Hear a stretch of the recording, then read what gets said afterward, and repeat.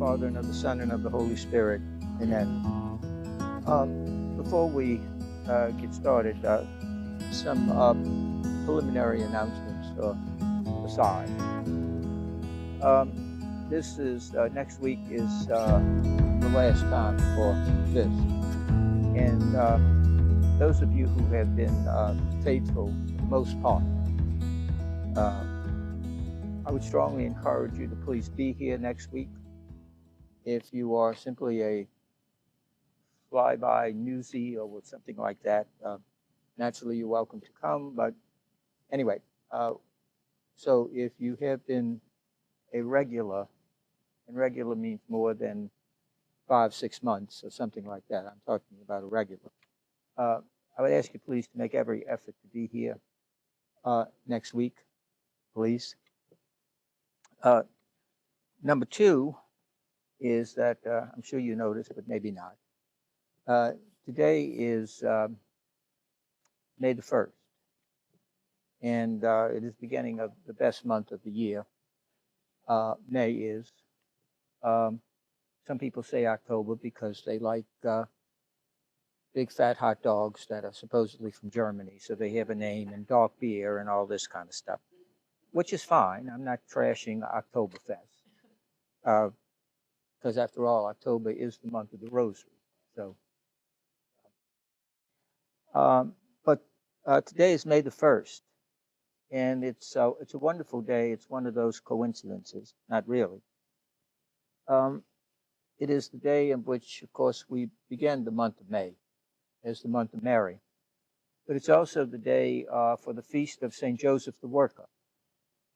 And the wonderful thing about that is it really evidences the genius of the Catholic Church.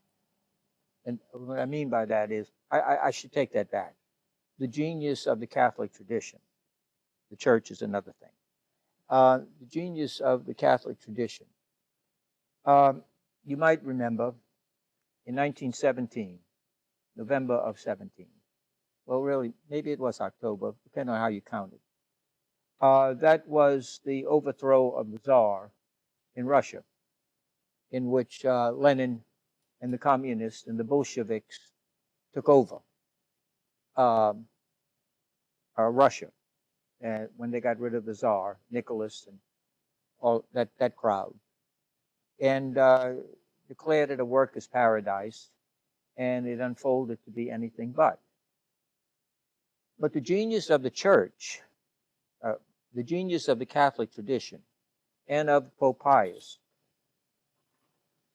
you never really come out and flatly condemn something unless you really want people to go after it. That's as old as Adam and Eve, okay? Tell them they can't have it, and what do they want? That.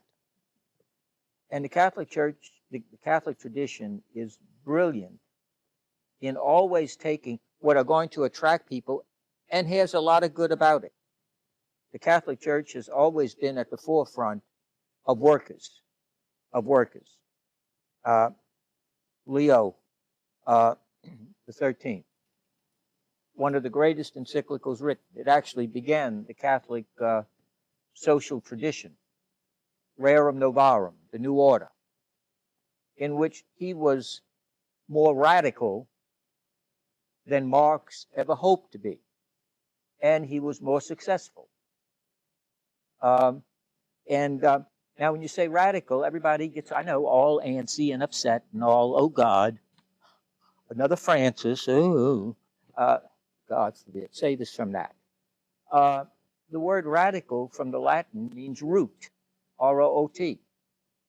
It's to go back to the beginning of something, back to the original, or go back to the origin. And if anyone takes, just a few moments to read the early writings of the Church Fathers, both East and West, and the life of the early Church, you find that the root of the communal life of the Church, of the community, granted it was small, but growing, was care for the poor, concern for those who labor and work in things like craftsmen, farmers, those kind of people. In other words, not the computer types, okay? These were people who worked for often their subsistence kind of working. And labor was very, very, very hard, very, very demanding. And it didn't get any better in the, of course, 19th century and the 18th century, because you had the beginning of the Industrial Revolution. And you had the beginning of the factories and the tremendous and the terrible conditions upon which laborers work. Children, women, men, sometimes 20 hours a week. Talk about health benefits and all of that. You got to be kidding. No right to strike, no unions, no safety conditions, no OSHA, and all this kind of stuff. It was horrendous. And right at the forefront of this was the Catholic Church with Pius. And Pius was the first religious leader to, and read Rerum Novarum, and go read the Communist Manifesto or Das Kapital, if you can stomach that. Das Kapital, it's very, very difficult. And you find that no one has been more pro-labor, pro-worker. One of the great encyclicals of John Paul, on labor, his encyclical on labor, laborum. And John Paul makes that clear distinction that the worker is the one that we look to the person's dignity, their safety, etc. All of that goes all the way back into the 19th century. And I remember in high school a couple of years ago, part of our religion class, when you went there, was the Baltimore Catechism for high school when you were a freshman. And the second half of the year was the study of Rerum Novarum. Rerum Novarum. And in that particular work, it talks about the right to unionize, the right to strike, the right to collective bargaining. Well, this was, talk about earth-shaking. You think we're all upset over LGBTQXYZ and all of that. Well, this caused tremendous, tremendous controversy because it attacked the very systems of production and consumption. And that Leo said, no, we cannot treat people like machines. We cannot simply treat them as a resource that you use and throw out. They're made in the image and likeness of God. And they have these inherent rights because they are human beings, human rights. And the right of medical care, decent hours, working conditions. It's all right there. That's what's so shocking, and it's something that we've lost, is the idea that, as Harry Truman said, there's nothing as new as the history you forgot or you never knew. Well, the same thing is true of Catholics. There's so much rich in our tradition that completely clueless. Who do I blame? I don't blame people for not knowing it. It's not taught. It's not offered. We have to have current events, current affairs, all this kind of stuff. But if you don't know the roots, the fruit is no good. If you have a bad root, and you can't get a canal, they pull it out. Same thing there. We don't know our roots. We don't know our very beginnings. And so this is all like, oh, I didn't know that. No, I don't blame anybody for that. How could we? We don't teach it. I blame the people that are supposed to be running the show, if you're into that. But anyway, it was a magnificent encyclical. And notice the church didn't condemn Didn't condemn. It elevated it. How? St. Joseph. Oh, he was a carpenter. Oh, he was a worker.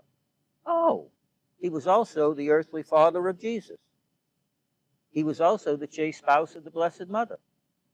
Oh, he protected, he cared for, he provided for his family, etc. Notice, not, oh, it's bad, it's evil, it's no good, oh God, it's godless, and all this kind of stuff. It's like it is with Halloween. Oh God, oh. Halloween's wonderful. I love it. It's one of my favorite times of the year. I do. I think it's great. I do. I love it. I love it. It's my excuse to look like I look. But what does the church do? Halloween is at the end of October. The next day is All Saints, and the following day is All Souls. Go have your candy. Go do that. It's great. It's wonderful. It's fun. Yeah, go out there. You know, Easter. We just had Easter. And we had the rolling of, see some of the goofy adults out there trying to get the things from the children. Now that, you know, trust me, it's true. It's true. I don't know. Anyway, but the Easter egg. Does anyone know the story of the Mary Magdalene red egg? Well, that's where it comes from. Where it comes from. A magnificent story. I think about it. Again, you know, and that whole thing that developed from that, and the symbol of the egg, the bursting forth from the shell, as the tomb, and so on, the new life coming forth, etc. All of these things, the church the tradition incorporates it and presents it in an elevated way. We gotta stop in religion, especially in the church. In the church. Now, I'm saying it on purpose. With all this condemnation, this is bad, this is no good, this is it. Okay, fine. It's all no good, etc. A very simple question. What are you proposing? Huh? What? No. I can't live by don't. I cannot live by don't. Because if I live by don't, I'm going to die. Don't eat, don't enjoy, don't laugh, don't celebrate, don't be happy, don't be any of that. Well, who wants to be with that bunch? Huh? Nobody in their right mind. You have to ask the question, well, what are you proposing? What are you offering? I have no idea. But this is the beauty of Catholicism. It's Catholic with a big C and a small c. All y'all come and bring all your stuff with you. And we'll find out the good and the bad, and we'll incorporate it. We'll bring it in. We'll make it part of it. And that's a beautiful thing. And you see that today. St. Joseph. Huh? St. Joseph, the worker. And while the communists, and especially in Russia and other places, celebrating the worker, worker's paradise. Now ask yourself if that's a paradise. No. The church elevates that. The tradition does. Elevates it into participating in the work of God. Because the first worker is God. It's called the book of Genesis. And God is satisfied, pleased, and very pleased with his work. But he doesn't stop there. He says, okay, you all take over. You're the stewards of this. I started it, now you got to develop it. Get to it. And that's the enhancement of development, and that's our task. We are co-workers. So how can, and Blessed Mother, the month of Mary, her work was the work of a living faith every day.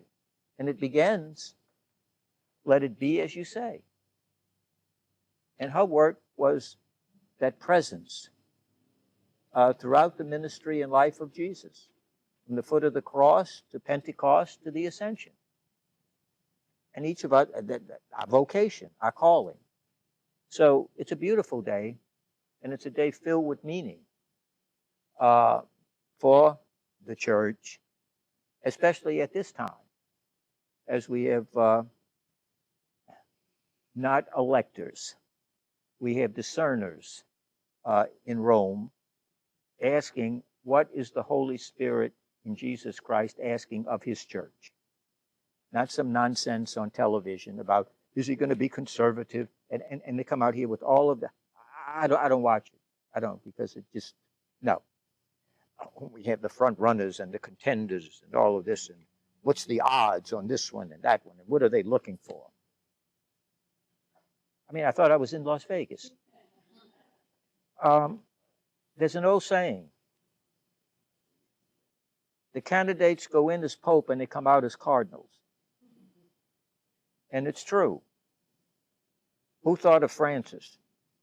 Please. Who thought of John Paul, the first Slavic Pope? All of these people. They got John the 23rd. Why? He was old, decrepit, and they thought he was safe. He was a safe bet. He only called the Second Vatican Council. Anybody who gets into this, oh, who's the front runner? Who's this and that? Fine. Have at it. I get it. It's a total waste of time because it is not of a human origin. It's the origin of the Holy Spirit raising up someone that Jesus Christ wants to be the vicar on earth of the church. They are not electors. I understand we have ballots and we have 2/3 and all this kind of stuff. Okay, fine. But what we are really asking is prayerful discernment. And it's terrible that Catholics buy into this language of the secular culture when talking about this and are addicted to this stuff. Oh, he's liberal. Oh, he's progressive. Oh, he's conservative. Oh, he's reactionary. Those are not Catholic terms. Those are not religious terms. They're political lingo is what they are. Yet there we are, right there, we're comfortable with it, and so on and so forth. They are there to discern. Finally, you hear, it's such a secretive process. It is a solemn, prayerful process of listening, which is Pope Francis spent 12 years of his life trying to get the church to do, to listen. The Greek philosophers used to say, the gods gave us 2 ears and 1 mouth so that we may listen twice as much as we speak. And that's all this idea of a secret thing. Oh, they have all these gadgets now to block out the snooping on the conclave and all of this kind of. And yet, Catholics are right there. Yes, well, I think it's going to be this. Oh, yes, well, he's a little conservative, but maybe that's what we need after a liberal Francis. And you have to scream. The trouble is, many of these people, they have collars around their neck, or even worse, they have pointy hats on, and they're up there pontificating about these things. My Lord, please. Anyway, enough of that. But I think it's important to see that that's what the Catholic Church, the Catholic tradition has done. And it's done. Augustine did it to Plato. Aquinas did it to Aristotle. You find out what is good. You found out what is true and beautiful and pure and right. The other stuff, you leave it alone. And you elevate that. Because we are attracted by our nature to what is beautiful, true, and good. We're repulsed by the evil. So if all we're going to do is accentuate what's bad and evil, all we're going to do is repel people. That's what we're going to do. And we've done a very good job of it. Instead of saying, this is the beauty, truth, and goodness of the Catholic tradition in Scripture and sacrament. Most of us do not go looking for disasters, ugly things, gross things, etc. Most of us who are normal do not do that. What do we want to see? We want to see what is beautiful, what is true, and what is good. Part of the problem is when you can have a city on Labor Day that has a thing called a decadence festival. Now, when I was running a place down in the Marigny, on that Monday, I had Mass 5 days a week at noon. And some people asked me, are you going to cancel Mass on Mardi Gras Day because it's at noon and you got all this going on? I said, I would suggest you do this. Go and ask Decadence and go ask Mardi Gras if they're going to cancel because we're going to have Mass.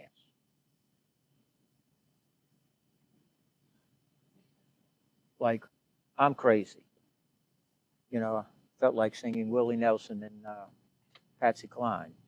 No. And as God is my judge, God is my judge.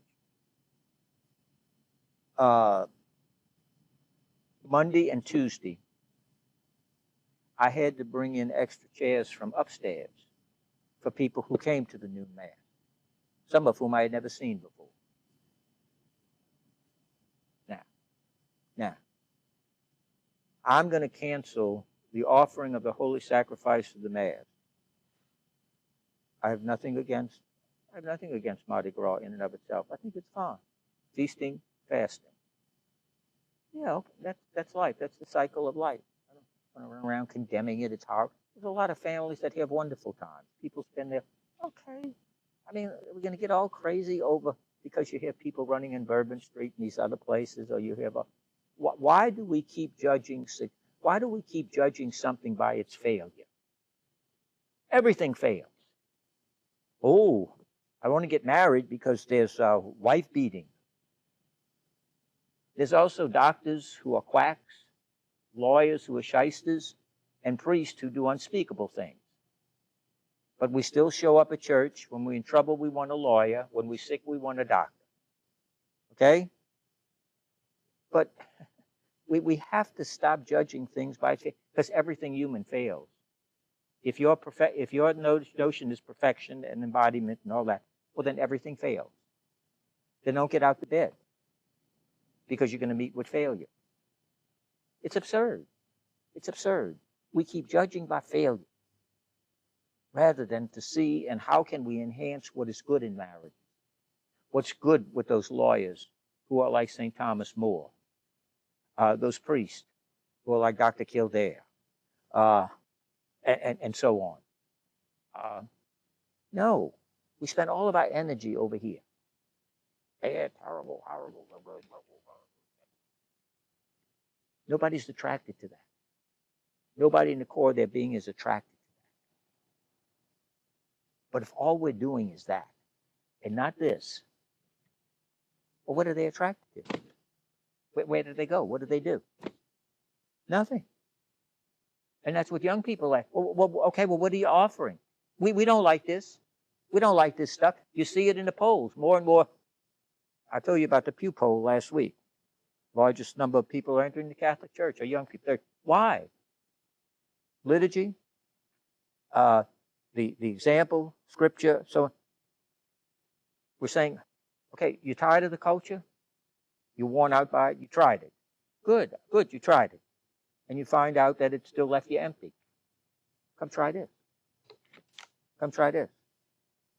And if it's true and good and beautiful, it attracts people by its very nature. I'm not wasting my time on this is bad, this is horrible, this is... No, we're not attracted to that by nature. Now, if you have a distorted nature, that's something else. That's a whole other realm of stuff. Anyway, so today's a wonderful day. So we accentuate, and it's a wonderful way in which we have both the Blessed Mother and St. Joseph today. And so that's what I have to say about that, which you probably are not interested in, so I don't care. But I said it anyway. All right. On to Aristotle. We're going to center on Aristotle's notion of ethics, of the moral life.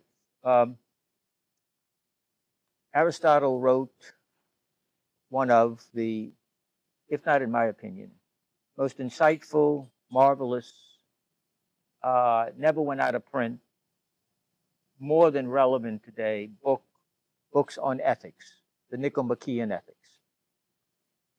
And this was named after his son, Nicomacheus.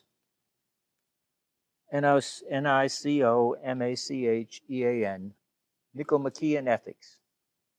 And it was really Aristotle's instructions to his son. And they put it in lecture form, etc. It is just, if you are looking for one book on the moral life, if you're looking for one book to be truly happy, save your money for all this stuff that paraded before you, how to be happy, how to live the meaningful life, all this kind of goofy stuff that's nothing more than often watered down pop psychology or something. Read the Nicomachean Ethics. Now, when I say that, I don't mean read the book. I mean, let the book read you. And progress at reading the book is not reading 10 chapters a day. It's a paperback book.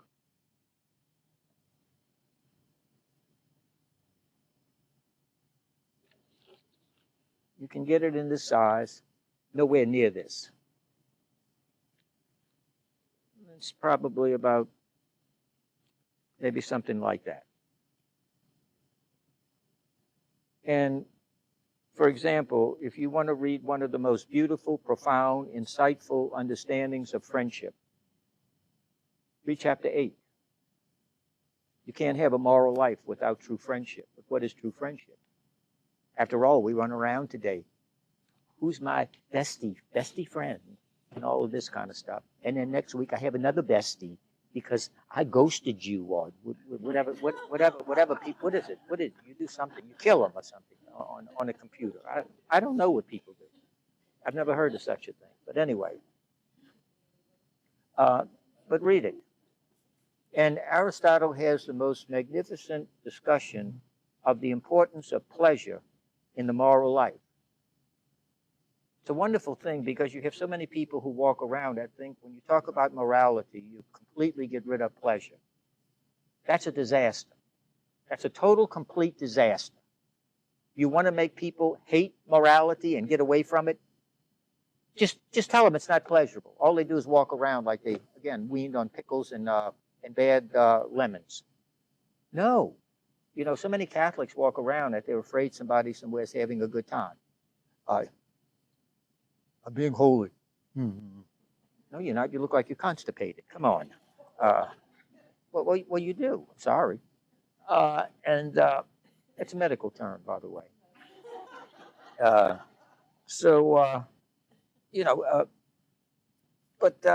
No. It's a magnificent. It's a magnificent discussion because it ultimately addresses the question of what does it mean to be a happy human being? And if you are unhappy, and if you know people who are unhappy, read Aristotle. Save all the stuff on the tapes and all the other modern things and seminars and all this kind of stuff. Read Aristotle. It's magnificent because it is so obviously practical. Ethics is the practical branch of philosophy. The word ethics, from the Greek word ethike, E-T-H-I-K-E, that's the ethics, and in the Latin ethos, It means habit. Habit. Now, Aristotle's ethics can be classified as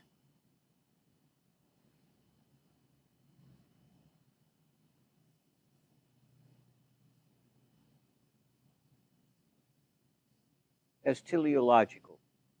It's a teleological ethics. You remember, no doubt, because we have spent so much time. Yes, I know, Marie. I don't blame you for laughing. Telos, which means an end. Aristotle's ethics is about end, or better yet, ends. About ends. It's different, vastly different from, and I'm going to talk about various types if I have time, which I probably won't.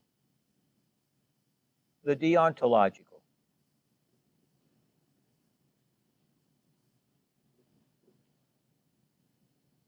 Deontological ethics is the ethics related to duty.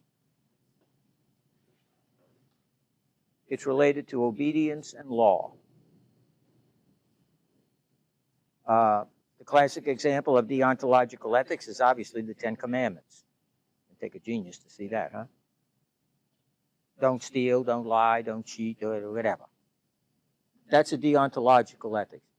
The major proponent of deontological ethics is Immanuel Kant, great philosopher of the 18th century. Immanuel Kant. Aristotle is the master of teleological ethics, and you'll see why. It has to do with towards ends. Ends. Aristotle says that every act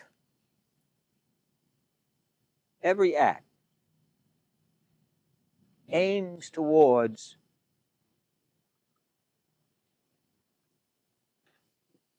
some good. Every act aims towards some good.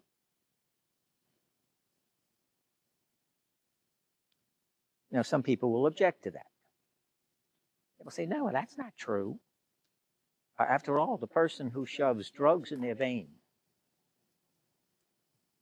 look what they're not aiming at that. They're aiming at the high. They're aiming at the relief. In other words, every sin, and I'm not talking theological. The word sin means, from the Greek, to miss the mark. Every sin is a missing of the mark. Hence, it is a wrong good. It's a wrongly perceived good. And that can be a good that is temporary, a good rather than something that's long-term. It can be misperceived, and so on. It can also be ill-gotten, and so on. So, every act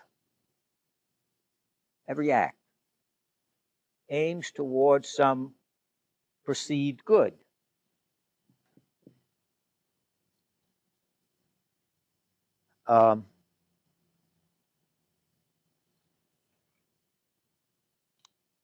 See, who can I pick up? Roy, you're in shape. Roy, let's say, for example, somebody comes into the room, and the room is configured differently. Person comes in late because of traffic or whatever, and there's no seating. There's a chair over there in the corner, and I say, "Oh, Roy, would you mind getting a chair?" And Roy goes over there and gets the chair, brings it, and the person sits down in the chair, and so on and so forth. What was Roy's act? No, what was his act? The what? Getting the chair. Yeah, yeah. Yeah, that's very important, you see, because we've dismissed that today in much, unfortunately, of Catholic ethics. The act doesn't count. Or the act does. The materiality of the act. See, we want to know the whatness. So he gets up, gets the chair. Now his doing that aims at what good? Providing a seat. Yeah. No, not needed. Not wanted. Roy, come out of your 21st century psychological, let's feel warm and good about each other and all that kind of stuff. Supposing, well, I mean, look, think about it. That act. Now, supposing Roy, not the, Mr. Rogers, Dr. Phil, there, the person comes in, and it's a person he can't stand. He can't stand it. It's like Sandy, who's not here, because he's taking care of alimony things in, I think he's moved up to Georgia now. Doge is after him, but anyway. So, and I say, Roy,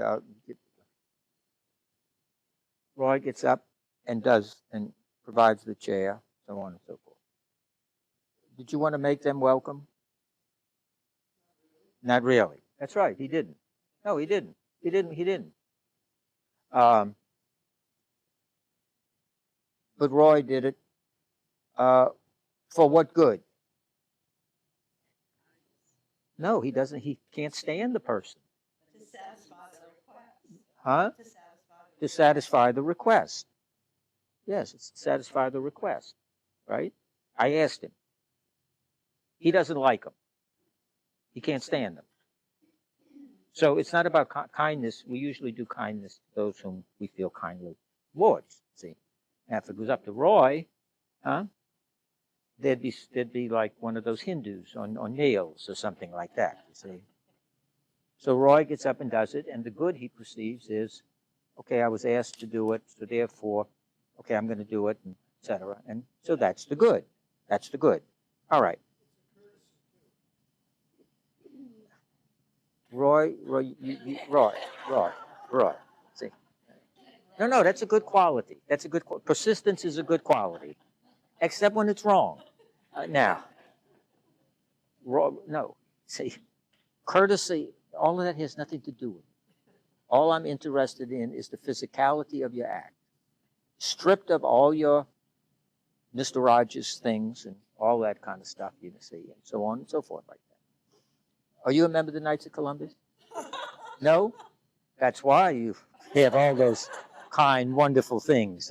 I should stop saying that about the Knights of Columbus, I know. But anyway. And so, see, when I ask that, the physicality, all I'm asking is what was done and what is the good there. I didn't ask you, does he like doing it? Because sometimes you have to do something that you don't like to do. Often during the whole day, we may have to do something we don't like to do, but we do it. Why? The good may be a sense of duty, maybe a sense of payback, etc. Again, I'll use the example. Let's see, there's nothing here worth stealing. Let's take this pen here. Again, to use the example of the pen. And this is, are you in trouble? Is this yours? It is. Palazzo Law Firm. He's a what? Rotarian. What is that? What is that? Oh, a business organization. Oh, okay. All right. Don't get defensive. Don't get defensive. Did you see feel the hostility coming through? Okay. All right. I'm just asking. All right. So this is a wonderful pen, huh? Olive green, reminds me of Tulane, things like that. It's beautiful. No, we get rid of that, but we put Tulane there. And so you should be sitting with Roy. On second thought, no. So you have this thing here, and I really like it. And so on, and I don't care about that. And again, I want it, but I have a feeling you're not going to give it. But I really want it, craving. So I ask you to go take a look in the kitchen again.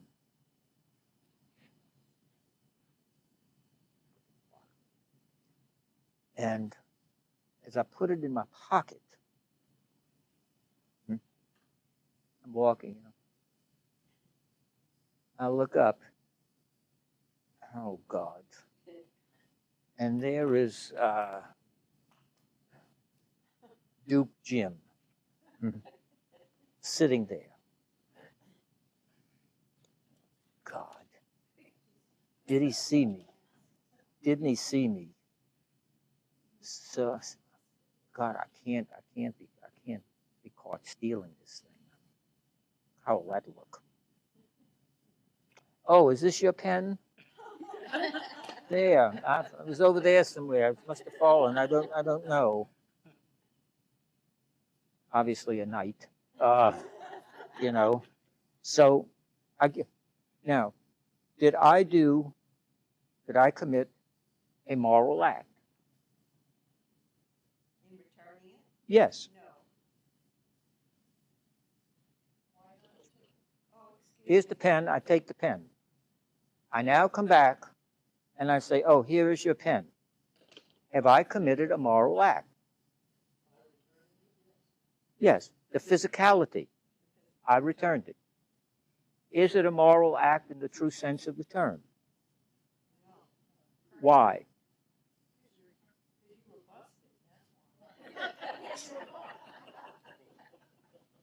That's exactly right. But the intrinsic act itself was an act. Therefore, simple act is not of itself evidence that a person committed a really moral act. Hence,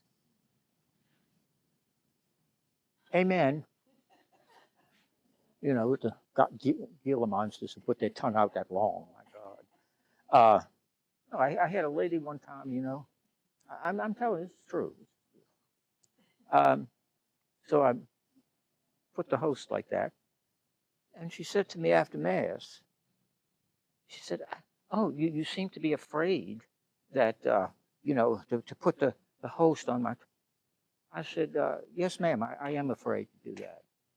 I said, because the person in back of you may not appreciate having to trade your spit with them.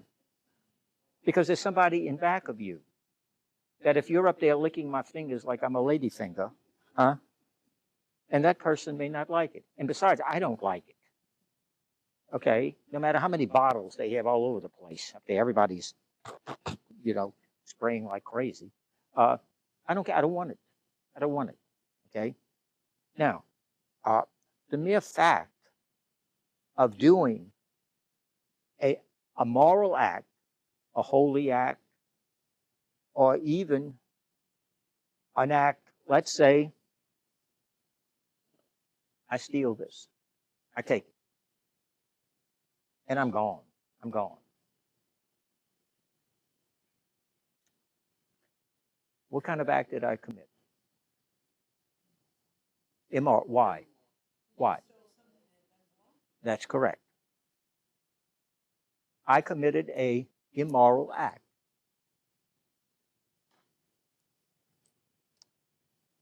If I say to you, Betty, am I a thief?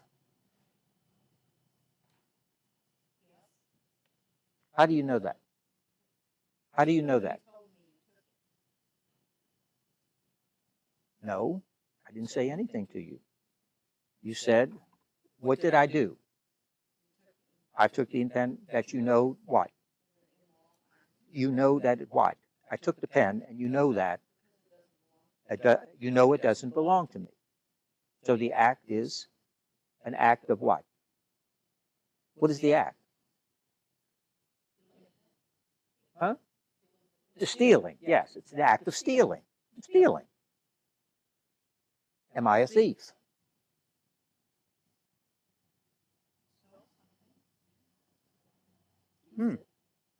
Does anybody here say, I don't know?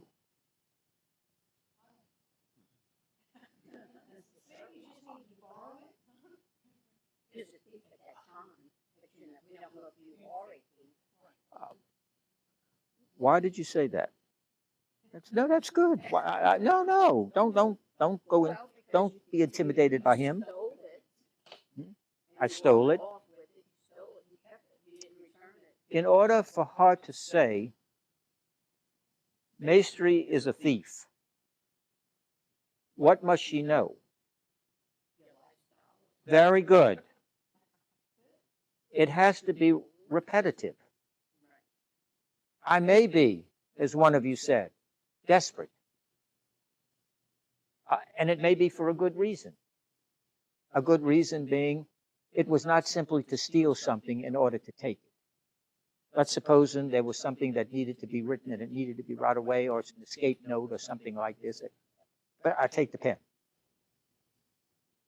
It's what's called a mitigating circumstance.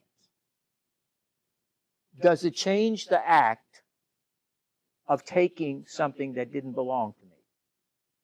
The act. No, it doesn't. No, it doesn't. It doesn't change the act. What is changed is the culpability of the person who engaged in the act. You see, we have to make a distinction between the act, that's the what,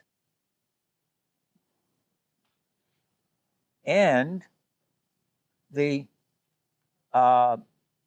moral value in terms of guilt.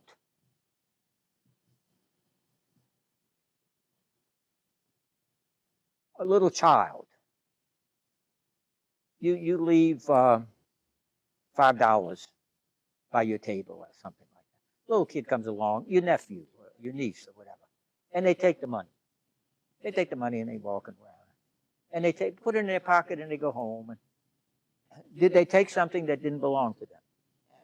Yes, they did. Yes. The child's about, let's say, 3, 4 years old.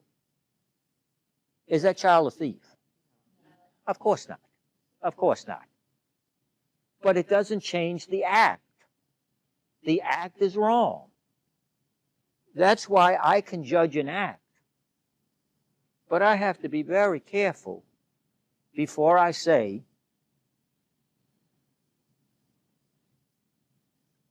Jim is a thief.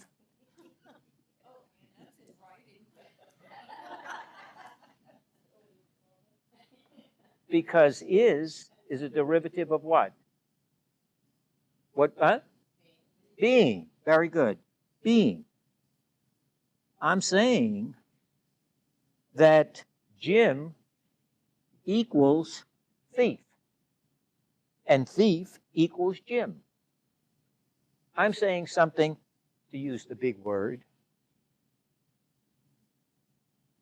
ontological. Something at the very core of his being and identity. But I find out Jim has never stolen anything in his life. Never stole anything in his life. This time, it overcame him and he just took it. A rash, he just took it. Impulsive behavior. Did he steal? Yes. Can I say he is a thief? I can say he committed a thieving act. But is he a thief? Aristotle would say, you don't know. I gave this nice lady here a pen back. I committed a moral act. I gave it back. Therefore, I am a virtuous person. Yes or no? I took it. Eagle eye there. Could have seen me. Here you can. did I commit a virtuous act? A virtuous act. Yes, I did. I gave it back. The act. The act. And I say, I'm a virtuous person. I'm honest. Is that a legitimate statement? No, it's not. Can you understand the difference between the act itself and the agent? The act and the agent. See, when you start getting into the is part, that's where the complexity comes in. A person may commit an act. A person may say, I'm very honest. Very honest. And I go to Rip-Off City over there, Bromart. And I get my stuff. Again, I'm used to the example. And I give the lady $5, and it's $3.50, which would never happen. But anyway, it's $3.50. And she gives me change for a 10. And I know that I gave her a 5. I know it.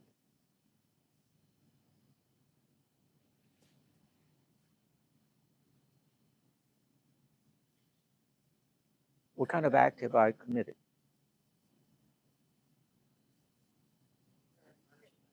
What? Yes. What am I being? I'm a thief. I'm dishonest. I am dishonest. No, what have I been proclaiming? I'm honest. That's what I've been saying. But I wasn't honest. Aristotle says it's not in what you say or even an act in and of itself. Because Emerson said, the more and more they proclaim their honesty, the more and more I counted the silverware. You have many people who proclaim all kinds of things. Turn on the television. And yet, there's a real disconnect between behavior and what they say.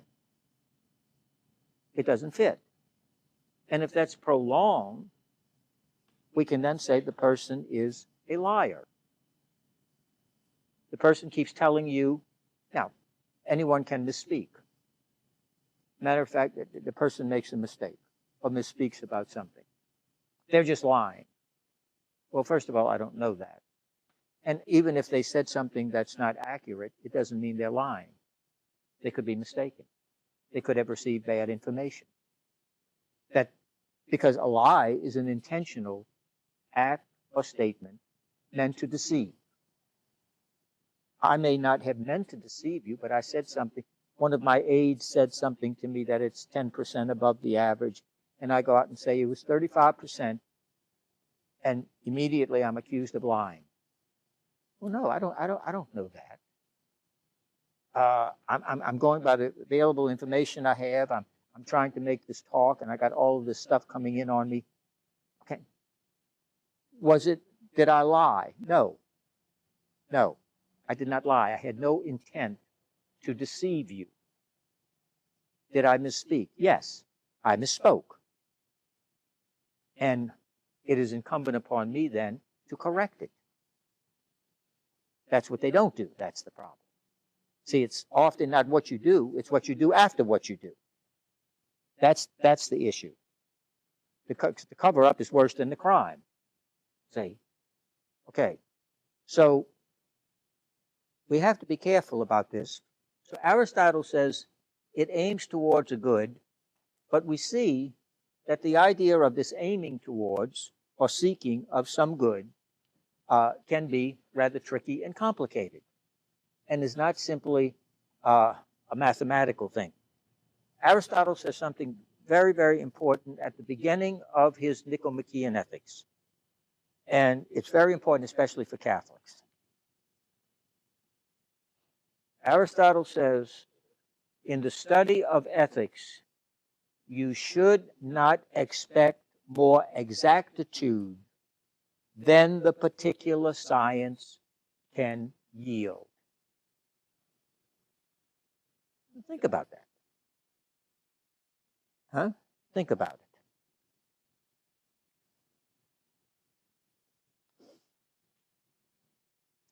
Let's go back to our example.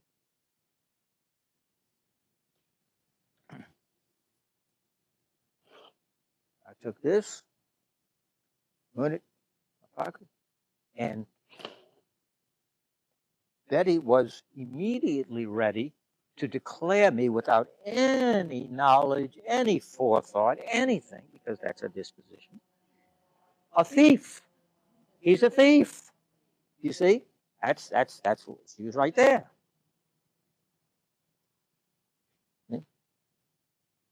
Well, then we find out all these other things and other things come into play, etc. And it's a little more complicated than that. It's a little more complicated than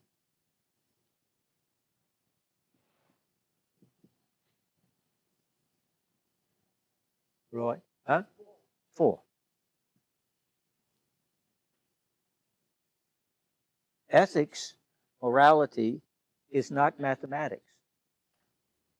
It's not mathematics. It doesn't give you that exactitude. There is always a zone of uncertainty, of absoluteness. What is absolute, we'll talk about in a moment. But the idea of a judgment that we make, is very complicated. It's very complicated. And it's not simply guilty, innocent. If it were only that, if it were that innocent, we'd be robots. We wouldn't be human beings. That's why we have, even in a court of law, mitigating circumstances. Factors beyond a person's control. And we're going to talk about those. That's taken into account. If a person is certified as an insane person is certified and genuinely, we don't put them in the electric chair. We put them in a mental institution.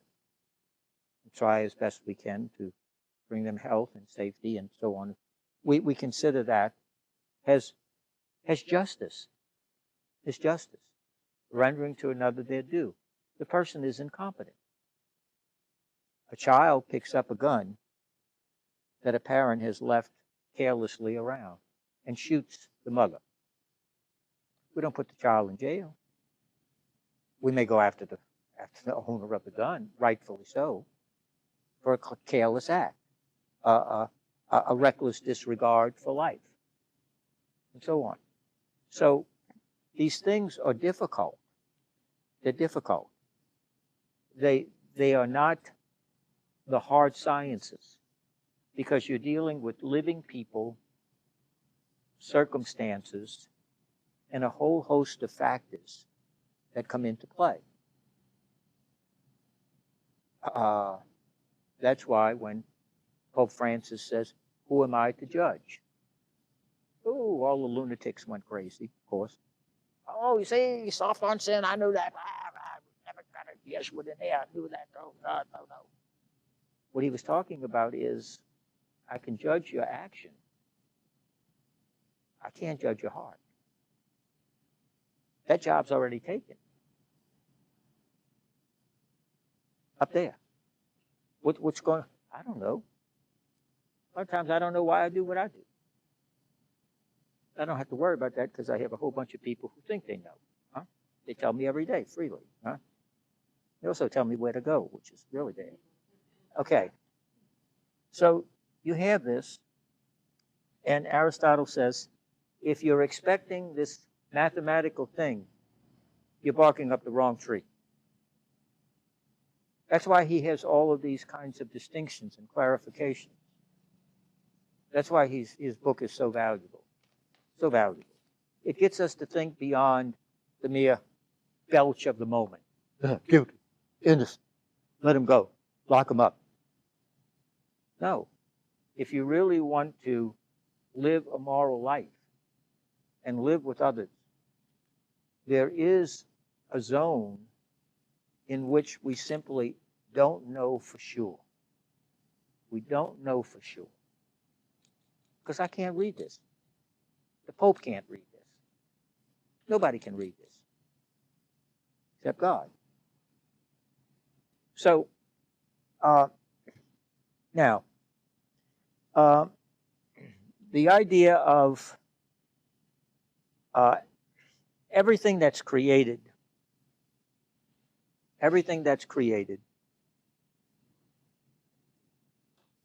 has a natural end. Everything that's created has a natural end. That towards, by its nature, it seeks in order to be fulfilled. What is the natural end of a cat? Cat, you know, C-A-T. Animal looks something like a dog. What? A cat, C-A-D. Years. What? Huh? Years. The ears? Years. Oh, years. What do you mean? You know, natural. They live 10 years. 10, yeah. Some of them live longer. Some of them live shorter. Okay. Huh? Yeah. Well, that's one way to look at it. That's true. That's a final end. What is?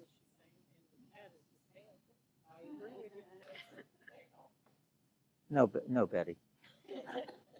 No, Betty. The end has to do with the fulfillment of its nature.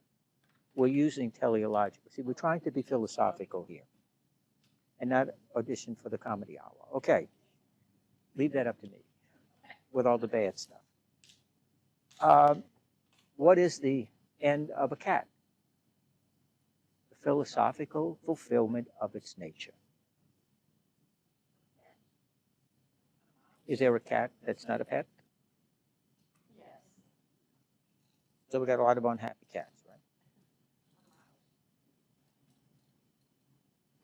The end of a cat is its catness. The end of a cat is its catness. It is the fulfillment of its nature as a cat. That's its natural end. What is the end of a dog? It's dogness. Yes. That's why you see these goofy people walking around, and they should be either arrested or placed in a home somewhere, who take these animals and they put all kind of crazy clothes on them. They call them their children, huh? And their parents, and all of this. If you're a parent of that cat, you are wasting a lot of money, because I'm telling you, you could be on HBO and people would pay to see this. I mean, come on, more than Camilla, and so on. No, the catness of a cat is to know the nature of a cat and to allow the cat to be a cat. Now, how do you know what the nature of a cat is? How do you know? How would you find out about the nature of a cat? Not by killing it. How would you know it? Well, what? Very good. Very good. Aristotle says you discover the nature of a thing by the way in which it acts. And you have to watch it over a period of time. But not only that individual cat, what? The group of cats. And they share common characteristics overall, or their peculiarities. Yes, yes. And there's all kind of reasons for that. But the nature of a cat may be to be very independent, tend to be solitary, tend to be nocturnal at night because they can see, and all of that kind of stuff, and so on. And in order to understand a cat, you would have to go back to its origin. Every cat is a descendant of what animal?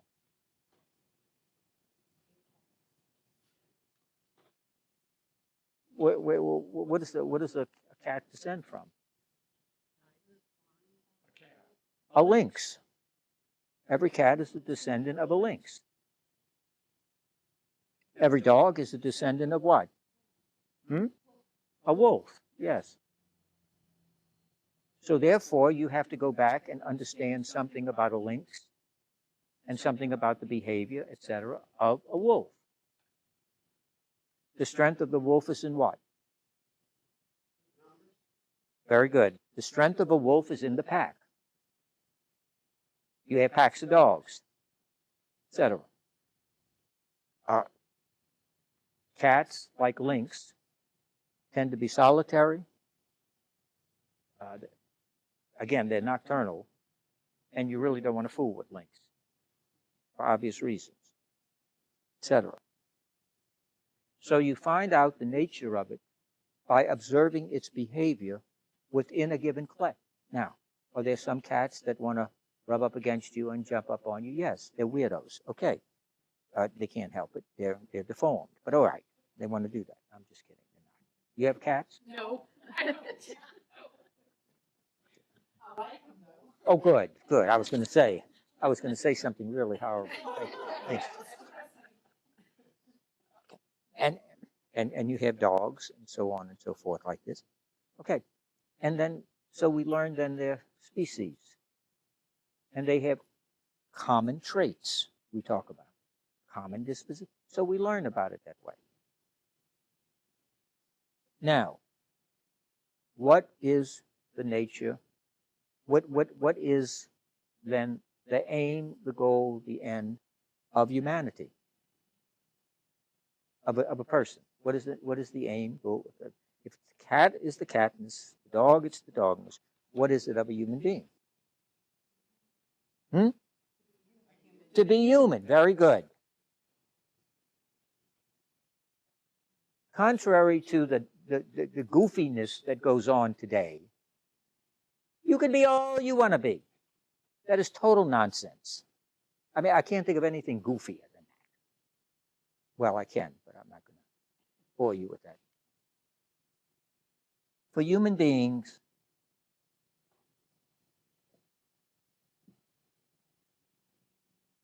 be your being. And what is your being as a human being? Two little things. Two little things. What kind of creature are you? What two things? What two things? Huh? Well, what does that mean? No. Huh? No, that's your gender. What two things? What two things distinguish you from everything else, uniquely to you? What? Very good. Wait a minute. Don't get excited. Reason and thinking. That's the same thing. Reason and what?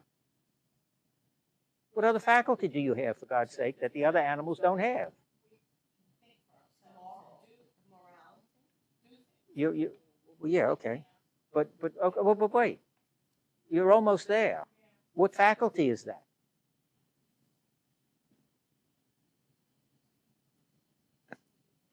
You want to go to the show? Okay. You want to go get drunk tonight? Okay. Now, what did she say to the first? Second? No. Thank God it's cheap night. Yeah, free will.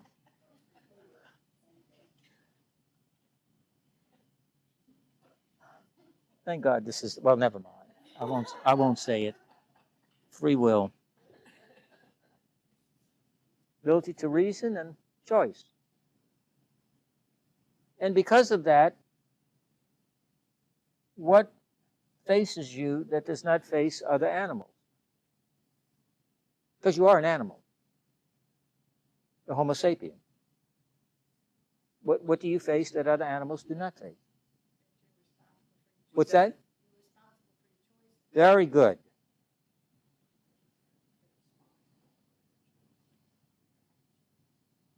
Moral responsibility. People come up and they say, that's a bad dog. No, it's a rotten owner. You know, Father Flanagan said there's no such thing as a bad boy. That's not true. But that's a bad dog. No, it's not a bad dog. It's not a bad dog. The dog is neither bad nor good. It's how the dog is developed. The dog is neutral. The dog is born, etc. Human beings have moral responsibility. Why? Because they have the ability to reason and they have to make choices. So therefore, the question of guilt and innocence, praise and blameworthy, right and wrong, should not come into play. Oh, that's a bad dog. It shouldn't have made on the floor. Look at that. That makes absolutely no sense. Makes absolutely no sense. Should the dog go to confession? I mean, that's how crazy that is. No. The dog, see, Aristotle makes the distinction between acts. There are human acts and acts of man.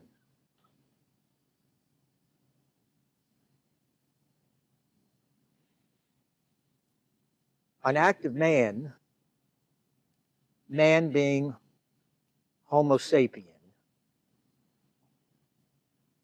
is an act of which is involuntary and shares with other animals in a non-reflexive way.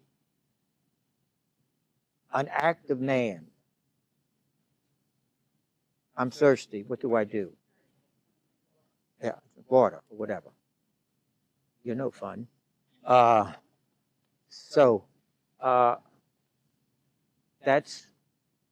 That's neither here nor there. It's an involuntary act. It was bad that you drank water. In and of itself, it's not bad that she drank water. She was thirsty. I'm thirsty. That's a natural thing. Something to drink, whatever it is, iced tea. It doesn't matter. I have to quench the thirst. Whatever, using water, because it's most obvious to most people. Obviously not to some in here, but nonetheless, we have that. So, okay, we have that. So it's a natural act. I'm hungry. I eat. Now, can an animal act, or an animal act, or an act of man, can that become a moral or immoral act, even though it's involuntary? How? Mm-hmm. Very good. That's exactly right. If she's eating, the question is, do you eat to live or live to eat? Well, a person, you have to eat. That's basic. I mean, if not, you die. That's kind of like the way it works. But you don't have to have the finest food. You don't have to have gourmets. You don't have to have 10 helpings of everything. That's too much. See, that's where something else comes into play here. Aristotle says something else comes into play. These human acts, the human act is an act that involves what two faculties? Reason and free will. That's right. A human act. I'm hungry, I'm going to eat. Okay? Animals eat, insects eat, etc. Okay? I take a moderate, decent portion of the red beans and rice and the sausage or whatever it is. I have enough to sustain myself. I get up and leave. I make that choice. Somebody says, "Oh, here, you want a piece of pumpkin pie or apple pie or something?" And I say, "No, no, no. I got to go to work. I'm going to work after, and I don't want all that laying on my stomach. I have trouble staying awake, so I don't want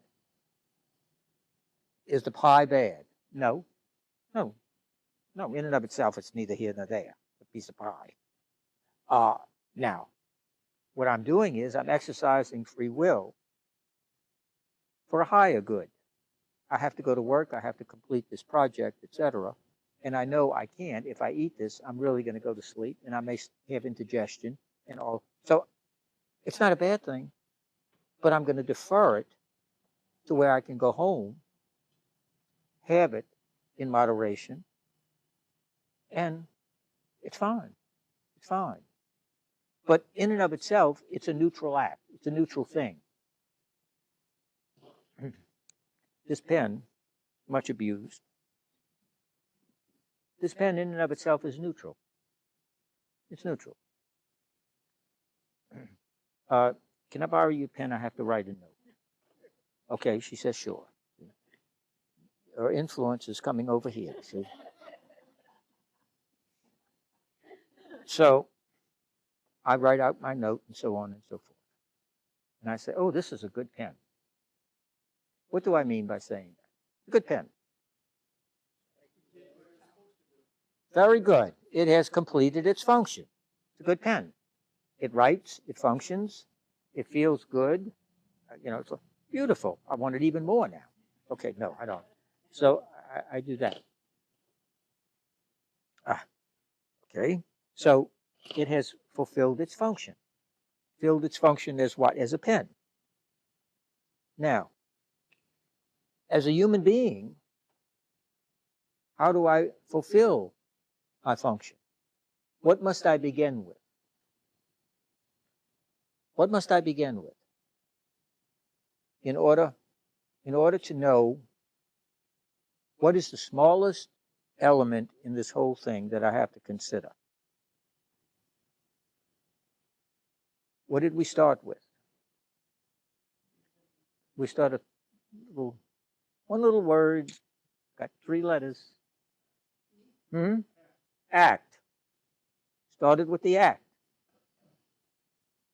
Start with the act. Everything starts with an act. I have to make a choice. I have to act. Again, I'm talking about the physicality of what's being done. Now, on the basis of that, what happens after the act? What do I have to do then? If I start with an act and I have in front of me, what am I starting with? Yeah. What am I being engaged in? Again, I'm asking you to think about things that we do automatically. I understand that.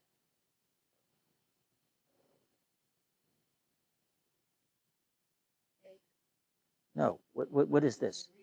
What is this? Yeah. What is this? Water. Okay. Now, water. I want the water. I desire the water. That's my appetite.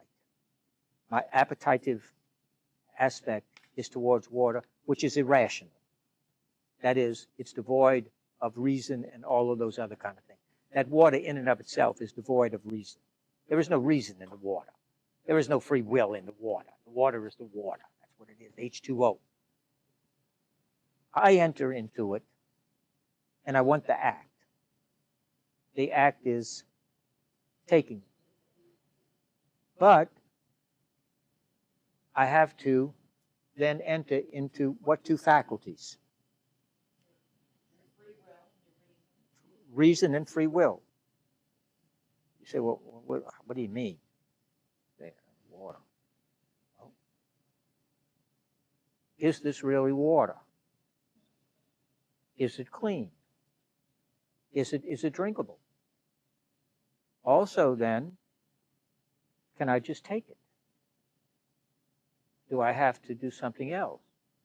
Like what? I have to ask. I just can't take it and start sucking on this thing. God, I wouldn't do that. And I wouldn't want her to. That's what I mean. So I have this. So this reflex. No, if I'm a little child, they would do that, of course, because they live by impulse behavior. But then hopefully an adult comes in and says, "Now ask for it, or I'll get you something." Well, that's where teaching comes in. Beautiful. Yeah, that's how we all learn. But you see, I'll take some of this. Well, most of us get kind of annoyed at that, and rightfully so. I mean, okay. So when I make an act, okay, based on free will, I'm aiming towards some good which fulfills my nature, which fulfills me as a human being. But Aristotle says there's a hierarchy of being. There's a hierarchy, what Lovejoy calls the chain of being. What's at the top of the chain of being? Huh? Chain of being. God. What's next? Huh? No. Next. Is there a being higher than human beings? Holy Spirit's God. Huh? Angels. Very good. Angels. Next. Oh, good. Yes, that's right. You knew we were going to get to you. Human beings. Although I have my doubts at times. Nonetheless. Human beings. What's next? Animals. Next. That's right. Vegetables. Plants. Then last. Animal, vegetable, and mineral. Animal, vegetable, and mineral. This, of course, is innate. Rather, it's without life. It's without life. Huh? This has life. Vegetables have life. They grow, reproduce, etc. Aristotle says there are the three souls: rational soul, animal soul, and vegetative soul. Do minerals have a soul? No. Soul is a principle of life. Minerals are not alive. I understand we have pet rocks. I understand you people who have them. That's beautiful. It's wonderful. Hug them all you want and do everything you want. And I don't want to know about it, though, because that's a little weird. But okay. How many souls, according to Aristotle now, does the human being have?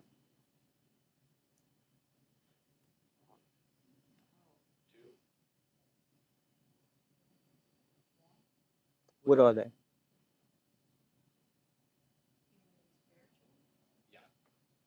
Hmm? What do you mean by spiritual? Soul is a principle of life.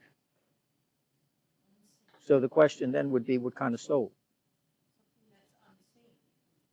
No, what kind of soul? Does, think philosophically, does a human being have a rational soul? Does a human being have a rational soul? Well, I hope so. I mean, you may not act rationally. Any of you think I'm irrational? But I'm certified. Never mind. I know where that's going. Yes, contrary, you do have a rational soul. Do you have an animal soul? Yes. You eat, you sleep, you reproduce, you do all of those things. and also you die. Do you have a vegetative soul? You don't think so.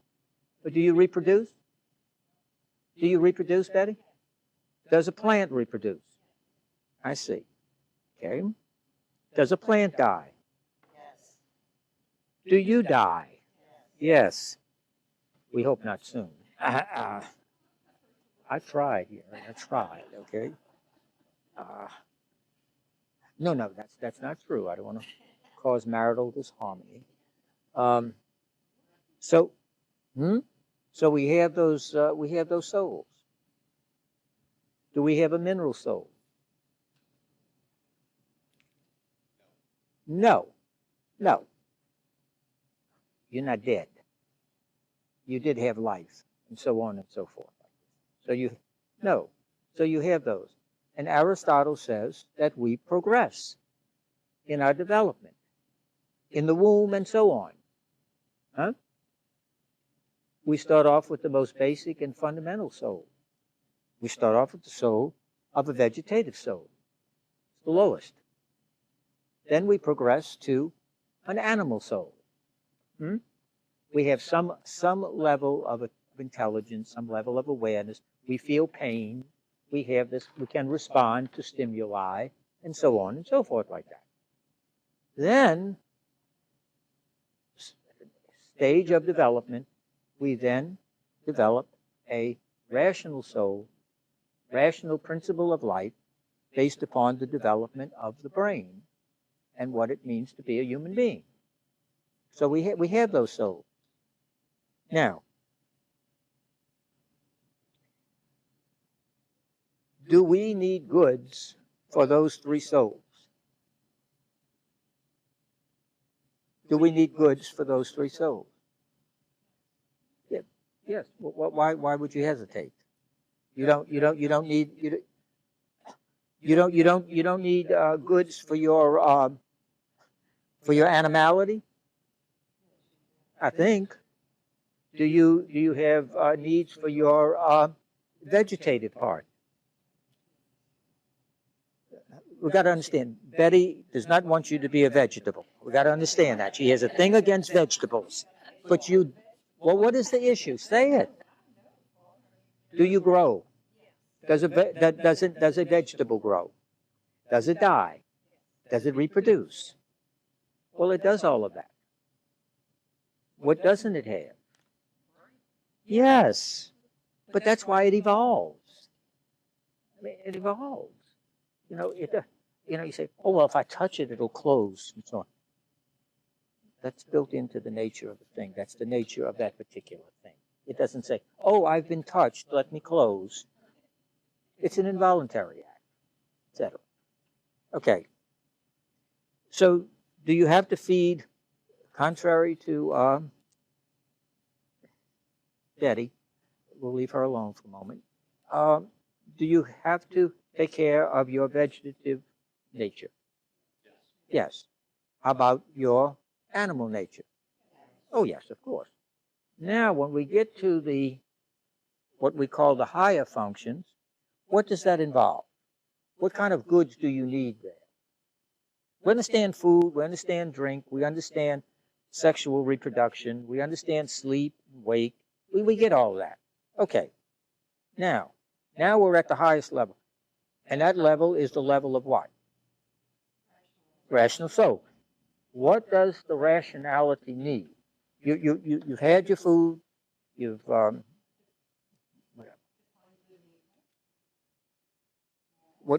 what okay, can you make it, yeah, but can you make it more general? You have to be able to make choices. Now, is it simply, is there any connection between reason and free will? Is there any connection between reason and free will? Yeah, that's why I'm asking. Okay, why? Why would you say that? Why would you say that? Well, if you can reason, Mm-hmm. you're using your free will to Mm-hmm. Okay, let's think about this now. You give the example of studying all the time, passing up, going out drinking, and Yeah. study because you know that the long term, you make a judgment to not go out because you know that long term that's going to be better for you. And most don't have that. That's right. That's right. This is very important because this is where Aristotle breaks completely from Plato and Socrates. Complete break. This is one of the issues that they broke over. Socrates and Plato say this: to know the good is to do the good. In other words, if you know it, you do it. Now, how many people in here know the Ten Commandments? More or less. Do you know the Ten Commandments? Oh, okay, I'm sorry. All right. Yeah, I was going to say, you know, I know you try. Well, let me be quiet. How many? Now, here's the tough one. How many people in here have broke the Ten Commandments? Okay, all of them. No, naturally. Naturally, notice you know, that's one of the benefits of being a priest is that when you commit sin, you can go in the mirror. And I am very, very understanding of myself. You think Francis was a problem? Oh, I mean, I'm king of the Jesuits. Oh, you didn't mean to do that. That old goofy person made you do that. Very understanding. Anyway, the point being, and it's an important point, Socrates and Plato believe that if you know the good, you will do the good. If you know the truth, you will see. Aristotle says, not in the real world, buddy boy. No. The mere fact that you know what is good, what is really good, does not mean that you will automatically choose.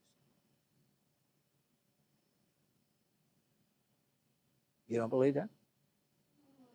Do you believe it's good that you love God? You sound kind of hesitant. Okay, you do. Have you loved something more than God? Just for the sake of argument. No, you love God above everything. So everything you've done for the sake of God. You're a saint. You need to. Do you have any relics?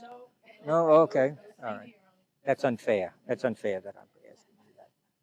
But of course, who hasn't? St. Paul says we all fall short of the glory of God. We all do. Okay, that's the reality of sin. Sin meaning to miss the mark. You got to remember these things, huh? Because they're really important. Because if you want to understand, I mean, they give you insight into life. I mean, these words are not just, thrown about. Sin means to miss the mark. And so when I miss the mark, forget about all the theology and all this other stuff for the moment. When I miss the mark, okay, I am wounding or being deficient in my nature. I am wounding me. See, I hurt the other person. Well, let me break the news to you. First and foremost, you hurt yourself. You have wounded yourself. You have put a wound on yourself. That's first, okay? So if you really, you know the self-centered types, here you go. This is right up your alley. I'm sorry I heard of it. You hurt yourself first. You realize that you distorted your humanity. You distorted that ability to be human. We say sometimes when we read these stories or see these things, we say, my God, that's so inhuman. Oh, God, how could a human being do? Well, exactly. But we, obviously, on a much smaller scale. We do this, we lash out at somebody, or we don't have patience with this child, God, I'm so ashamed. Why? I can't believe I did that to that child. I said that, oh, God. What I'm saying is, I have acted against my humanity. I have wounded myself, and I have wounded this child. So what do I have to do? Well, I have to go back and make amends. I have to go back and say, I'm sorry, what I did was wrong. Whatever. Okay. So uh, there are acts that can wound our own nature. Now, I'm confronted with a situation. I have reason and free will, so on and so forth. And I have to act. And I use the faculty of what? What two faculties? Reason and free will. Okay, I use reason and free will. And reason in and of itself is not enough. Can reason be corrupted? Yes, of course. You ever hear anybody rationalize something? Huh? Some people do the most horrendous things, and they have all kind of reasons for it. You say, well, why did you do that? And they tell you, and you say, I'm not saying they don't believe it. I didn't say that. I did not say that they're lying. They're telling you why they did what they did. Now, to humanity in kind of general, it makes no sense. Why? Because it's nonsensical. It's legitimating, or it's making normal the abnormal, or defending the indefensible. It's indefensible because it's not in line with reason, the principles of reason, etc. Okay? So, my reason, the role of reason is to present, this is choice. Oh God, heaven forbid. I got to do something with this board. I'm convinced it's not this. It's this stupid board that they put all this stuff on and they don't clean it, you know? It's true. Choice. Free will is the faculty of choice. But choice must be what, if it's to be responsible? What must it have? And how do I make a good judgment then? What must I have? Very good. I have to have information. I have to have information. I have to have knowledge. Now, without knowledge, I can't really make a responsible choice. Let's quickly say, Aristotle would say, your knowledge doesn't have to be encyclopedic, because that can become an excuse for doing nothing. Wait, I need a little more time. I need to get this thing. No, at some point you have to act. By 3 o'clock in the afternoon, we have to do this surgery or not. Because if we wait any longer from that, the person's probably going to croak. Well, it's 2:55. Now, what do you want to do? Well, I want to, well, wait, I'm waiting for this. What do you want to do? We're running out of time. Or you got a bomb that's going to blow up at 3 o'clock. And are you going to pay the ransom or not? Because at 3 o'clock, this thing is set to automatically go off, or it can be detached. Now, it doesn't matter about your indecision, because that is what's called a momentous moment. Because the decision is going to be made. Even your activity, your inactivity is a decision. Okay? You read about the Civil War. This was one of the great complaints against McClellan. He could never make a decision. He had all the victories and everything for the Northern, and he could never follow through. He was always waiting for one more thing. And finally, Lincoln said, get out. Goodbye. We can't put up with you anymore. So, you have to very often go by the best available information that you have. Hence, very important, you have to make the distinction between, I hate this thing, I really do, moral certainty and intellectual certainty. And there's a big important difference.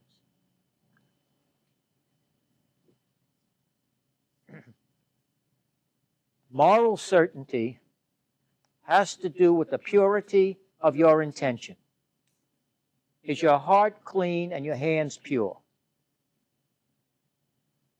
Secondly, moral certainty means that you are operating at the time at the best information that you have, as you have it and can receive it and operate on it.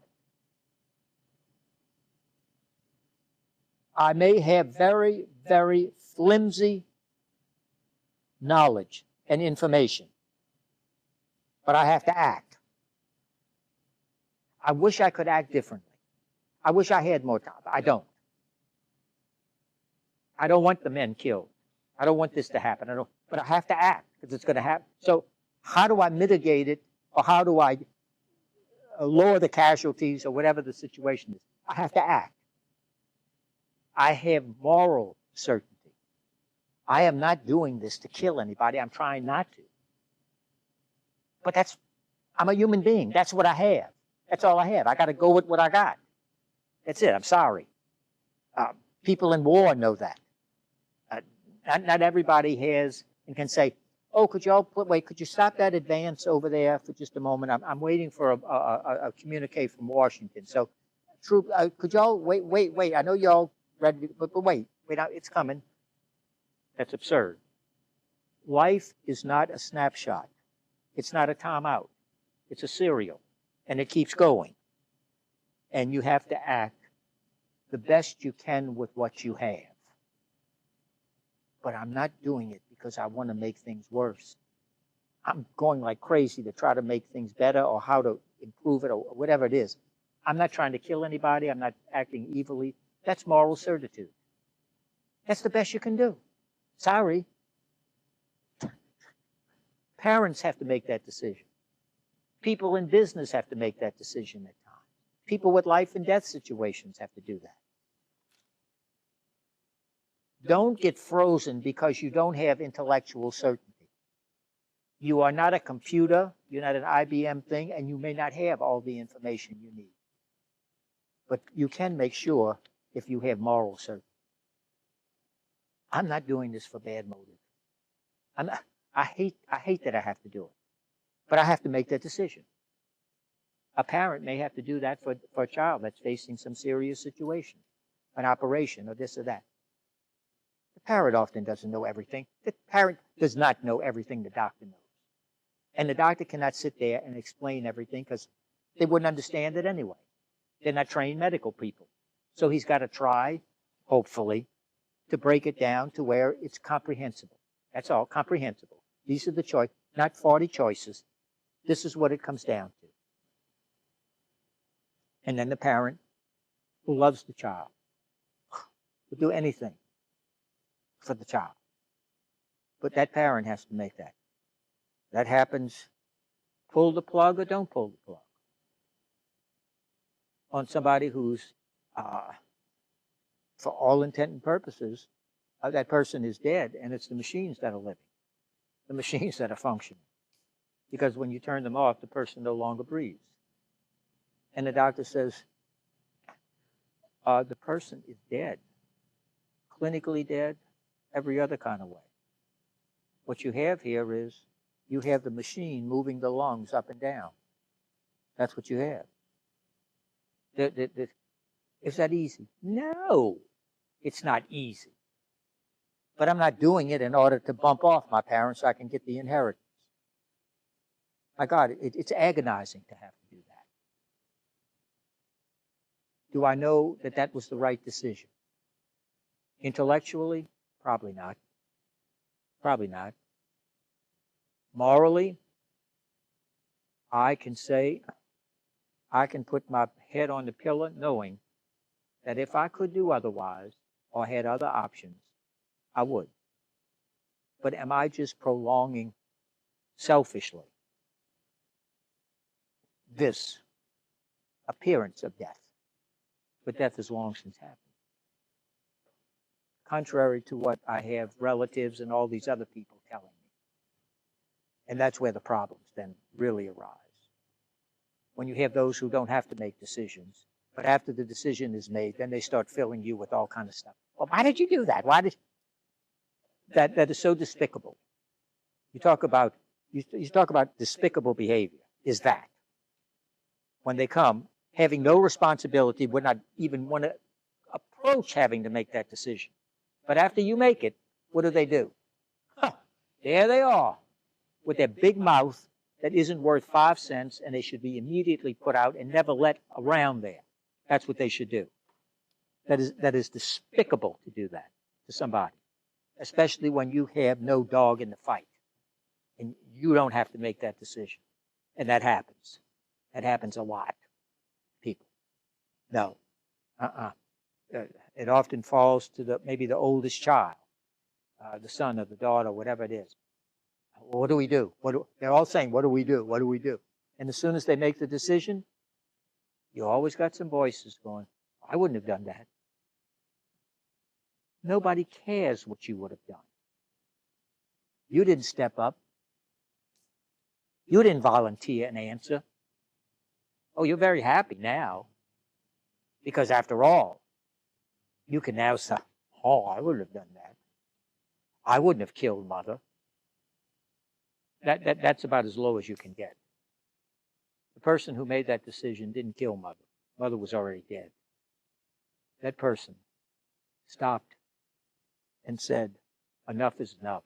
This charade has got to end. Because all I'm doing is keeping this going. That's all I'm doing.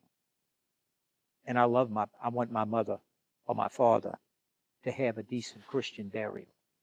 That's what I want. So you can say whatever you want. I don't care. No. So intellectual and moral certitude. Again, don't expect 2 + 2 is 4. These are tricky, agonizing things. What time is it, Daddy? Probably too late. It's what? Oh, God. Okay. Let me just do something real. No, I'm going to stop. But I think it's important that you see the complexity of these things. It helps, hopefully, us temper our going around making all kind of statements about people's morality and their behavior and everything else. It's so ignorant. And I use ignorant in the true sense of the term. To be without knowledge. Ignorant. Ignonostasis. Without knowledge. And we have to be careful about that. That's all I'm saying. We have to be careful about that. There are acts that are those acts that we have to ask ourselves on the basis of our reasoning and free will. Does this particular act enhance my humanity, or does it deform it?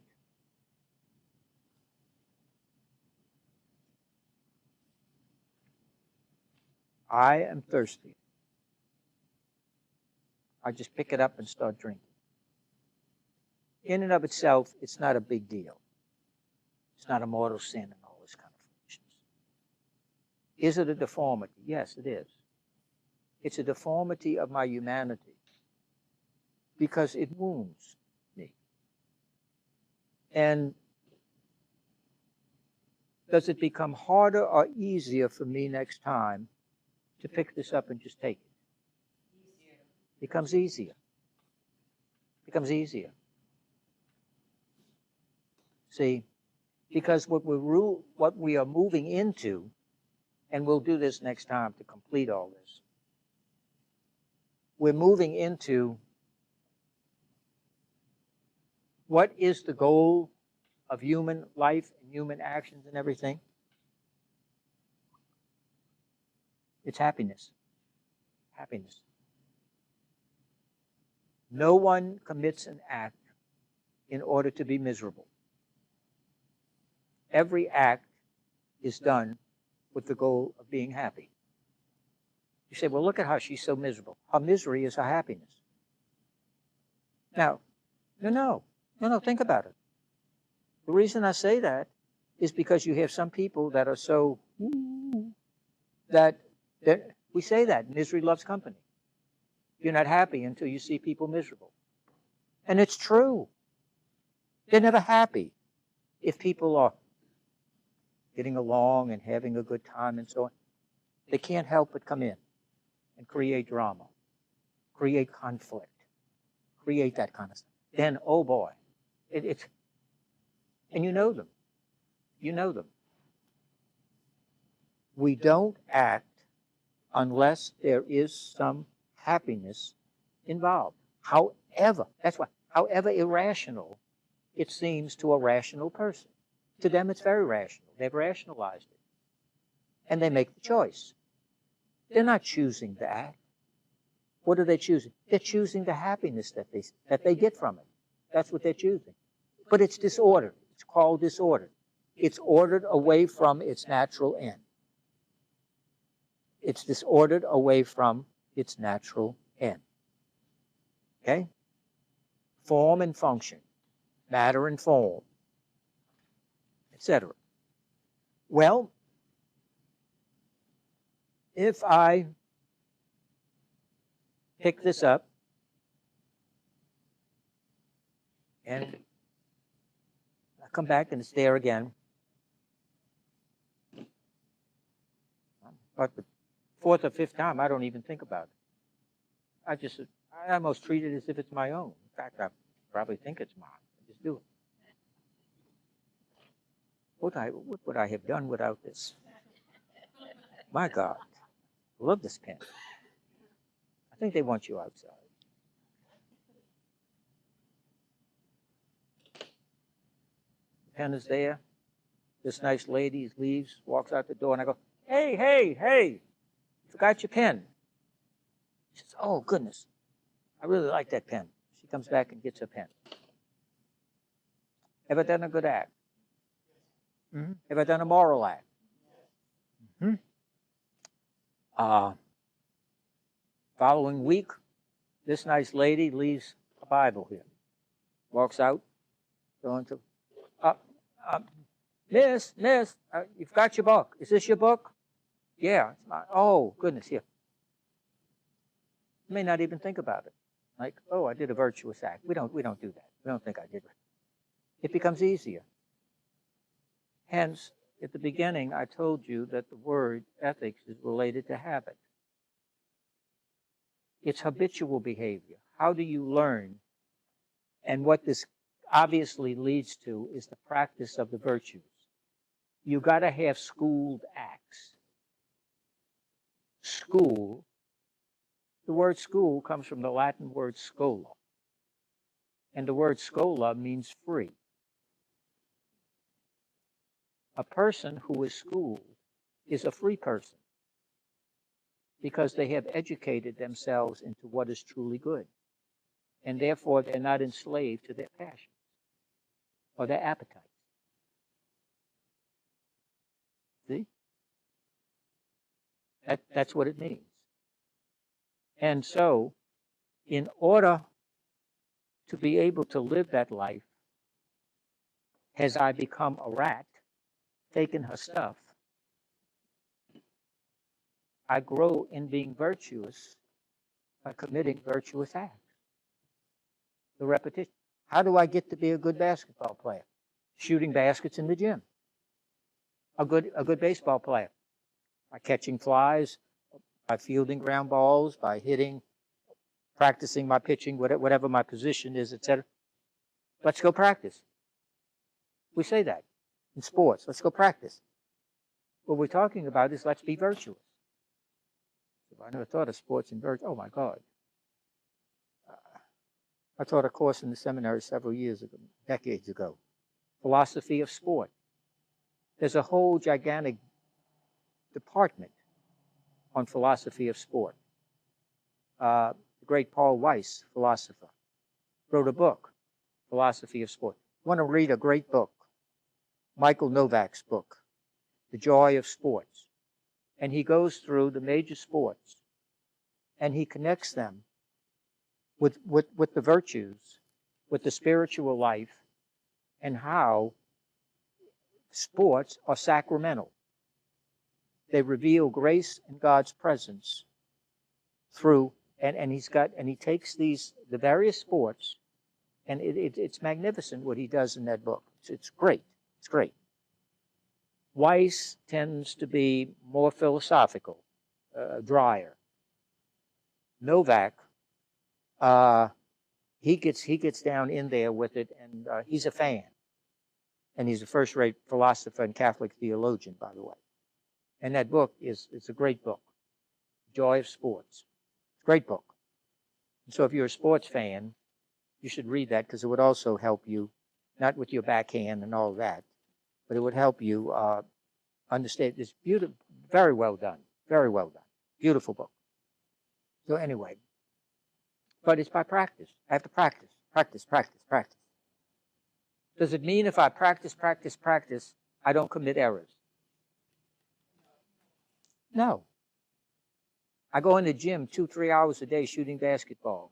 Is it possible I miss a basket? Yes. Pete Maravich. Great.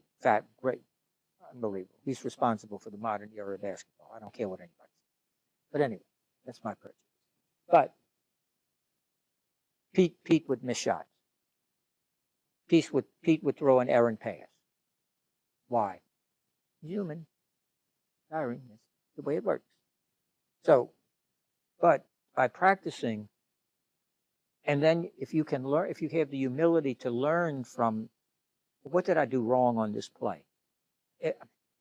Is my shot now being altered a little bit? Am I releasing it too much back here instead of here? And I go look at film. I say, oh, look at that. Baseball players do that all the time. Is my release point when I'm throwing the baseball, is my release point now back here where it used to be here? And I didn't even notice it. Well, the ball is going to react differently on the basis of where I release it. Also on how I hold the ball. Do I do a 4-seam fastball? Do I do a 2? When I throw the knuckleball, am I holding the ball across the seams or at the top of the seams? I get a different flutter, different movement. And I've noticed all of those things.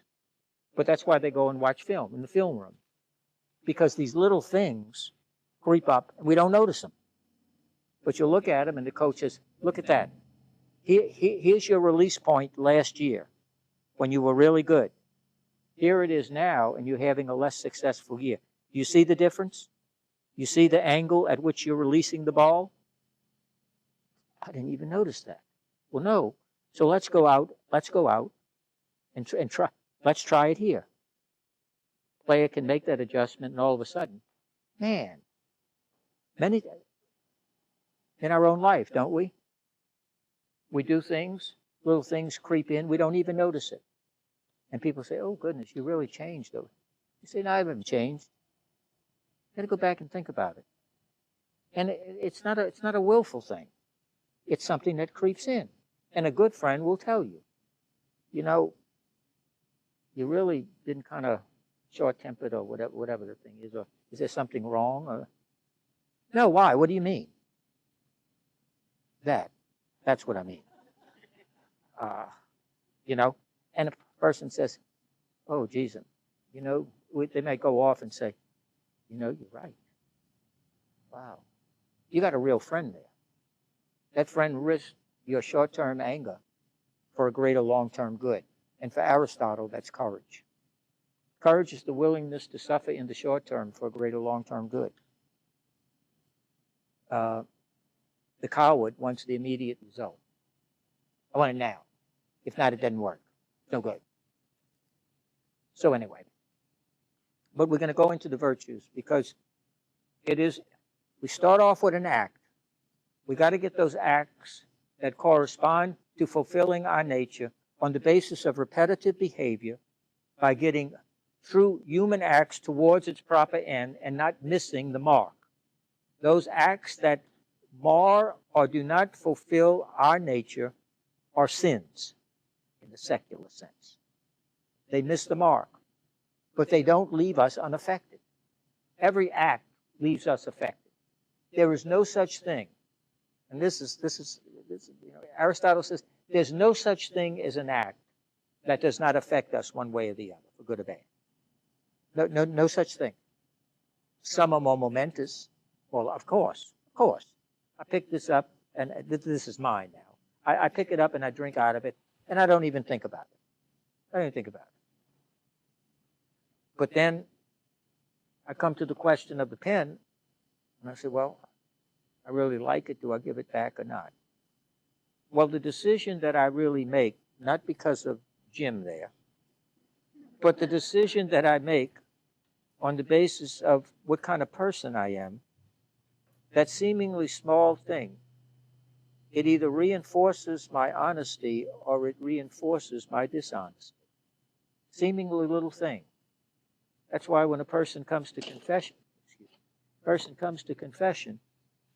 oh, well, I didn't really do anything. I just have a little venial sin. There is no such thing. I understand we use it. That means absolutely nothing. I can't stand the terminology, because the terminology is very deceptive, and it's very wrong. Oh, I just did a little venial sin. Doesn't mean anything. It doesn't. You know what? The Queen Mary can be kept in port with enough barnacles around the rudder. And that's what happens. They collect. They multiply. They even become vegetative. And they grow. And they multiply. And they do all of those things. They don't know about the doctrine of Betty, about these things. So we have that. And these little things that come attached. And if it becomes easier the second time for me to do this, and really the fifth time, but it was just a little thing. So what? Just a little thing. Or, oh wait, you forgot your pen. Then maybe when something really big comes along, like, am I really going to embezzle from the company or not? I don't do that stuff.